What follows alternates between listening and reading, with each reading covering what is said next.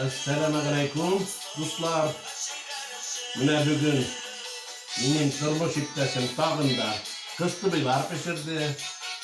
Hazır biz anız bilen ikevler kıstı biber bilen demli, sütlü şeyler içesaklı.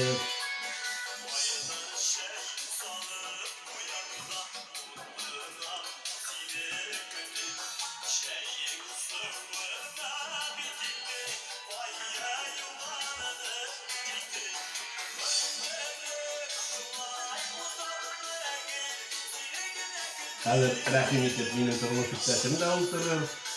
Şeyleri suyunu biter. Hazır bir gelecek matur itip güversinler samak. Kıstı bilen şey içesaklı.